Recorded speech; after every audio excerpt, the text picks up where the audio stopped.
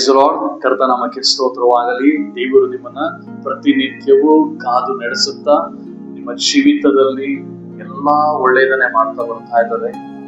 ದೇವರು ನಿಮ್ಗೆ ಇದೇ ರೀತಿಯ ಆಶೀರ್ವಾದ ಮಾಡಲಿಕ್ಕುದಾಗಿ ನಾನು ಪ್ರಾರ್ಥನೆ ಮಾಡುತ್ತೇನೆ. ಈ ದಿವಸವೂ ಸಹ ದೇವರು ನಿಮ್ಮೊಟ್ಟಿಗೆ ಒಂದು ಉತ್ತಮವಾದ ಕಾರ್ಯವನ್ನು ಮಾತನಾಡಲಿಕ್ಕಿದ್ದಾರೆ. ಅದು ಯಾವ ವಾಕ್ಯವನ್ನು ನೋಡೋಣ. ಪ್ರಸಂಗಿ 3ನೇ ಅಧ್ಯಾಯ 1ನೇ ವಚನ.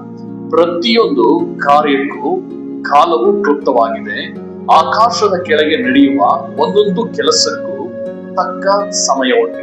ಹಲ್ಲೆಲೂಯಾ.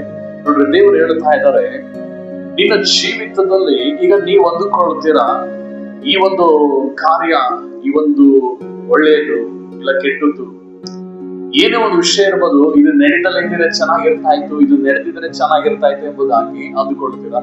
ಈಗ ನಡೆದಿದ್ರೆ ಚೆನ್ನಾಗಿರ್ತಾ ಇತ್ತು, ಈ ಸಾಲದಿಂದ ಇವಾಗ ಬಿಡುಗಡೆ ಆದ್ರೆ ಚೆನ್ನಾಗಿರ್ತಾ ಇತ್ತು, ಈ ರೋಗದಿಂದ ಈಗ ಬಿಡುಗಡೆ ಆಗಿದ್ರೆ ಚೆನ್ನಾಗಿರ್ತಾ ಇತ್ತು ಎಂಬುದಾಗಿ, ನಾವು ಈ ಸಮಸ್ಯೆಗಳಿಂದ ಈಗ ಬಿಡುಗಡೆ ಆಗಿದ್ರೆ ಚೆನ್ನಾಗಿರ್ತಾ ಇತ್ತು ಎಂಬುದಾಗಿ ಬಹಳ ನಾವು ಯೋಚನೆ ಮಾಡುತ್ತೇವೆ. ನಾವು ದಿನವನ್ನ, ಸಮಯಗಳನ್ನ ನಾವು ನಿಗದಿಪಡಿಸ್ತೇವೆ. ಆದ್ರೆ ಕರ್ತನ ವಾಕ್ಯ ಹೇಳ್ತಾ ಇದೆ, ಪ್ರತಿಯೊಂದು ಕಾರ್ಯಕ್ಕೂ ಕಾಲವು ಕ್ಲುಪ್ತವಾಗಿದೆ, ಆಕಾಶದ ಕೆಳಗೆ ನಡೆಯುವ ಒಂದೊಂದು ಕೆಲಸಕ್ಕೂ ತಕ್ಕ ಸಮಯ ಉಂಟು. ಅಂದ್ರೆ ಪರಲೋಕಕ್ಕೂ ಭೂಲೋಕಕ್ಕೂ ಬಹಳ ವ್ಯತ್ಯಾಸ, ಪ್ರಿಯ ಸಹೋದರ ಸಹೋದರಿ. ಅದಕ್ಕೆ ಅಲ್ಲಿ ಮೆನ್ಷನ್ ಮಾಡಿದ ಆಕಾಶದ ಕೆಳಗೆ ಅಂದ್ರೆ ಪರಲೋಕ ಇದೆ, ಆ ಪರಲೋಕದ ಕೆಳಭಾಗದಲ್ಲಿ ನಡೆಯುವಂತ ಒಂದೊಂದು ಕಾರ್ಯಗಳಿಗೂ ಯಾವ್ಯಾವ ಟೈಮಲ್ಲಿ ಏನ್ ನಡಿಬೇಕು ಅನ್ನೋದನ್ನ ದೇವರು ನಿಗದಿಪಡಿಸಿದ್ದಾನೆ. ಈಗ ಚಳಿಗಾಲ ನನಗೆ ಬೇಡ, ಇದು ಬೇಸಿಗೆಗಾಲ ಬಂದ್ರೆ ಚೆನ್ನಾಗಿರ್ತಾ ಇದೆ ಅಂದ್ರೆ ಬರುತ್ತಾ? ಯೋಚನೆ ಮಾಡಿ.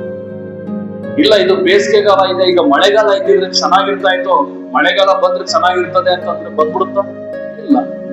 ಆಯಾ ಕಾಲಘಟ್ಟಕ್ಕೆ ಆದಂತ ಸಮಯವನ್ನ, ವಾತಾವರಣಗಳನ್ನ ದೇವರು ನಿಗದಿಪಡಿಸಿದ್ದಾರೆ. ಯಾತಕ್ಕಾಗಿ ಅಂದ್ರೆ ಒಂದೇ ರೀತಿಯ ವಾತಾವರಣಗಳು ಇರಬೇಕಾದಾಗ ಭೂಮಿಯಲ್ಲಿ ಜನಗಳು ಬದುಕಲಿಕ್ಕೆ ಬಹಳ ಕಷ್ಟ ಆಗ್ತದೆ. ಅದಕ್ಕೆ ದೇವರು ಒಂದು ಜ್ಞಾನವಂತರಾಗಿ ಚಳಿಗಾಲ, ಮಳೆಗಾಲ, ಬೇಸಿಗೆಗಾಲ ಅನ್ನುವಂತ ವರ್ತಮಾನಗಳನ್ನ ದೇವರು ನಿಗದಿಪಡಿಸಿದ್ದಾರೆ. ಈ ವರ್ತಮಾನಗಳನ್ನ ನೋಡುವುದಾದ್ರೆ, 3 ಕಾರ್ಯಗಳನ್ನ ನೋಡುವುದಾದ್ರೆ, ದೇವರು ನಮಗೋಸ್ಕರ ಸತ್ತು ಬಂದಂತ ರೀತಿ 3 ದಿನ ಆಗಿತ್ತು. ಇವತ್ತು ನಮ್ಮ ಜೀವಿತದಲ್ಲಿ ಯೋನ ನೋಡೋದಾದ್ರೆ, ಅವನು ನೀರಿನ ಹೊಟ್ಟೆಯಲ್ಲಿ 3 ದಿನ ಇರ್ತಾನೆ, ಅನಂತರ ಅವನ ಜೀವಿತ ಬದಲಾಗ್ತದೆ. ಇವತ್ತು ನಿನ್ನ ಜೀವಿತದಲ್ಲೂ ಅಷ್ಟೇ ಪ್ರತಿಯೊಂದೊಂದು ಸಂದರ್ಭದಲ್ಲೂ ಒಂದೊಂದು ಕಾರ್ಯಗಳು ನಡೆಯಲಿಕ್ಕಿದೆ. ನೀನು ದೇವರಿಗೆ ಯಾವಾಗ ನಾವು ಮಾಡುವುದು ದೊಡ್ಡ ತಪ್ಪೇನಂತಂದ್ರೆ, ದೇವರೇ ಇದು ನಡಿಲೇಬೇಕು ಎಂಬುದಾಗಿ ನಾವು ಪ್ರಾರ್ಥನೆ ಮಾಡ್ತೀವಿ. ಇದು ನಡೀಲಿಲ್ಲ ಅಂದ್ರೆ ಅಷ್ಟೇ ದೇವರು ಎಂಬುದಾಗಿ ಪ್ರಾರ್ಥನೆ ಮಾಡ್ತೀವಿ. ಅದು ನಡೀಲಿಲ್ಲ ಅಂದ್ರೆ ಎಷ್ಟೋ ಜನ ಸಭೆಗೆ ಬರೋದಿಲ್ಲ. ಯಾಕೆ? ಇವತ್ತು ನಿನ್ ಅಂದುಕೊಂಡ ಹಾಗೆ ಏನಾದ್ರೂ ನಡೆದಿದ್ರೆ ಇವತ್ತು ನಿನ್ನ ನಡೆಯೋದಕ್ಕೆ ಆಗ್ತಿರ್ಲಿಲ್ಲ. ಆದರೆ ದೇವರು ಹೇಳ್ತಾ ಇದ್ದಾನೆ, ಪ್ರಿಯ ಸಹೋದರ ಸಹೋದರಿ, ನಿನಗಾಗಿ ದೇವರು ಹೇಳ್ತಾ ಇದ್ದಾನೆ, ಮಗನೇ, ಮಗಳೇ, ಇವತ್ತು ನಿನ್ನ ಜೀವಿತದಲ್ಲಿ ಏನ್ ನಡಿಬೇಕು, ಏನ್ ನಡಿಬಾರ್ದು ಎಂಬುದಾಗಿ ನಾನು ಆ ಸಮಯವನ್ನ ನಿಗದಿಪಡಿಸಿದ್ದೀನಿ. ದೇವರು ಎಂದಿಗೂ ನಿನ್ನ ಜೀವಿತದಲ್ಲಿ ಕೆಟ್ಟದ್ದು ಮಾಡ್ಬೇಕೆಂಬುದು ಉದ್ದೇಶ ದೇವರದಲ್ಲವೇ ಅಲ್ಲ. ಒಳ್ಳೆಯದು ಮಾತ್ರವೇ ನಡಿಬೇಕೆಂಬುದಾಗಿ ದೇವರ ಉದ್ದೇಶ. ಪ್ರಿಯ ಸಹೋದರ ಸಹೋದರಿ, ಇವತ್ತು ನಿನ್ನ ಜೀವಿತವನ್ನ ದೇವರು ಹೇಳ್ತಾ ಇದ್ದಾನೆ, ನಿನ್ನ ಜೀವಿತದಲ್ಲಿ ನಡಿಬೇಕಾದ ಕಾರ್ಯಗಳಿಗೆ ಸಮಯವನ್ನ ನಿಗದಿಪಡಿಸಿದ್ದೇನೆ. ಆ ಸಮಯದಲ್ಲಿ ನಡೆಯುತ್ತೆ. ನಿನ್ನ ಜೀವಿತ ಬದಲಾಗಿ ಆಗುತ್ತೆ, ನಿನ್ನ ಭವಿಷ್ಯದ ಬದಲಾಗಿ ಆಗುತ್ತೆ, ನಿನ್ನ ಪ್ರಾರ್ಥನೆಗೆಲ್ಲವೂ ಉತ್ತರ ಸಿಗುವ ಸಮಯ ಬಂದಿದೆ ಎಂಬುದಾಗಿ. ಹಲ್ಲೆಲೂಯಾ. ಆ ದೇವರ ಸಮಯಕ್ಕೆ ತಕ್ಕ ಹಾಗೆ ಅದು ನಿನ್ನ ಜೀವಿತದಲ್ಲಿ ಬಿಡುಗಡೆ ಆಗಲಿಕ್ಕಿದೆ. ಪ್ರಿಯ ಸಹೋದರ ಸಹೋದರಿ, ಅಲ್ಲಿವರೆಗೂ ನಿನ್ನ ತಾಳ್ಮೆಯಿಂದ ಕಾಯಬೇಕಾಗ್ತದೆ. ದೇವರ ವಾಕ್ಯ ಹೇಳ್ತದೆ, ತಾಳ್ಮೆಯಿಂದ ದೇವರ ವಾಗ್ದಾನವನ್ನು ಕಾಯಬೇಕು ಎಂಬುದಾಗಿ, ಅದು ಹೊಂದಿಕೊಳ್ಳಬೇಕೆಂಬುದಾಗಿ.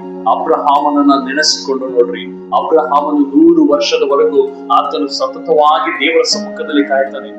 100ನೇ ವರ್ಷಕ್ಕೆ ದೇವರ ಸಮಯವನ್ನ ನಿಗದಿಪಡಿಸಿರ್ತಾರೆ. ನಿನಗೆ 100ನೇ ವರ್ಷಕ್ಕೆ ಒಂದು ಮಗು ಬರಬೇಕೆಂಬುದಾಗಿ. ಹಲ್ಲೆಲೂಯಾ. ಪ್ರಿಯ ಸಹೋದರ ಸಹೋದರಿ, ನಿನ್ನ ಜೀವಿತದಲ್ಲೂ ಸಹ ಅದೇ ಕಾರ್ಯವನ್ನ ದೇವರು ನಿಗದಿಪಡಿಸಿದ್ದಾನೆ. ಕೆಲವೊಂದು ಬೇಗ ನಡೆಯುತ್ತೆ, ಕೆಲವೊಂದು ಲೇಟ್ ಆಗಿ ನಡೆಯುತ್ತೆ, ಕೆಲವೊಂದು ಆ ಕ್ಷಣದಲ್ಲೇ ನಡೆದೋಗುತ್ತೆ. ಆದರೆ ನಿನ್ನನ್ನ ನೀನು ದೇವರ ಸಮ್ಮುಖದಲ್ಲಿ ಕಾದುಕೊಂಡಿರುವಾಗ ನಿನ್ನ ಜೀವಿತದಲ್ಲಿ ಎಲ್ಲವನ್ನ ದೇವರು ಒಳ್ಳೆದಾಗೆ ಮಾಡ್ತಾನೆ.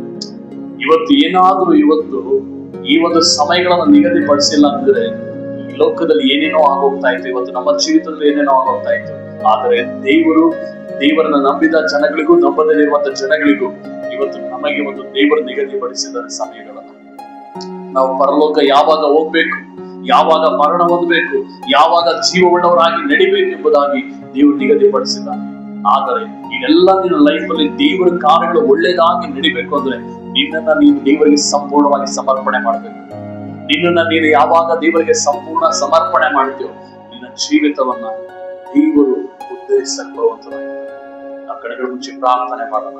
ಈ ಭಾನುವಾರ ವೇಳೆಯಲ್ಲಿ ನಮ್ಮನ್ನು ನಾವು ದೇವರಿಗೆ ಸಂಪೂರ್ಣ ಸಮರ್ಪಣೆ ಮಾಡಿ, ದೇವರೇ ಈ ದಿನ ನೀವೇನ್ ನಿಗದಿಪಡಿಸಿದಿರೋ ಅದನ್ನ ಜೀವಿತದಲ್ಲಿ ನೆರವೇರಿಸಿ ಎಂಬುದಾಗಿ ದೇವರ ಸಮ್ಮುಖದಲ್ಲಿ ಹೇಳಿ ನಾವು ಕಡೆಗಳ ಮುಂಚೆ ಪ್ರಾರ್ಥನೆ ಮಾಡೋಣ. ದೇವರೇ ಸ್ತೋತ್ರ ಅಪ್ಪ, ನಮ್ಮ ಜೀವಿತದಲ್ಲಿ ಇಂಥ ಕಾರ್ಯಗಳು ಇಂತಿಂತ ಸಮಯದಲ್ಲೇ ನಡಿಬೇಕು ಎಂಬುದಾಗಿ ನೀನು ದೇವರೇ ಸಮಯವನ್ನ ಇಟ್ಟಿದ್ದೀರ ಸ್ವಾಮಿ. ಅದೇ ಪ್ರಕಾರವಾಗಿ ದೇವರಲ್ಲಿ ಕೇಳುತ್ತಿರುವ ಪ್ರತಿಯೊಂದೊಂದು ಮಕ್ಕಳು, ದೇವರ ಪ್ರತಿಯೊಬ್ಬೊಬ್ಬರು ರಾಜ, ದೇವರವರ ಜೀವಿತದಲ್ಲಿ ಈ ದಿನ ಏನ್ ನಡಿಬೇಕಾಗಿದೆಯೋ ಕರ್ತನೆ ಆ ಒಳ್ಳೆಯ ಕಾರ್ಯಗಳು ನಡೆಯಲಿ. ದೇವರ ಕೆಟ್ಟದ್ದು ಸೈತಾನನು ತರ್ತಿರುವುದೇ ಆದರೆ ಅದು ಈ ಕ್ಷಣದಲ್ಲೇ ನೀನು ನಿರ್ಮೂಲನೆ ಪಡಿಸು. ಮನುಷ್ಯನಿಗೆ ಅಸಾಧ್ಯವಾದ ಕಾರ್ಯ ನಿನಗೆ ಸಾಧ್ಯ ಸ್ವಾಮಿ. ದೇವರವರ ಜೀವಿತದಲ್ಲಿ ಕೇಳುತ್ತಿರುವವರ ಜೀವಿತದಲ್ಲಿ ಒಂದು ಒಳ್ಳೆಯ ಕಾರ್ಯಗಳನ್ನ, ಶುಭ ಕಾರ್ಯಗಳನ್ನ, ದೇವರ ಒಂದು ಒಳ್ಳೆ ಶುಭ ಸಮಾಚಾರಗಳನ್ನ ಈ ದಿವಸ ನೀನು ನೆರವೇರಿಸಿ ಸ್ವಾಮಿ. ಹೀಗೆ ಮಾಡಿದಕ್ಕಾಗಿ ವಂದನೆ. ಯೇಸುವಿನ ನಾಮದಲ್ಲಿ ತಂದೆ, ಆಮೆನ್.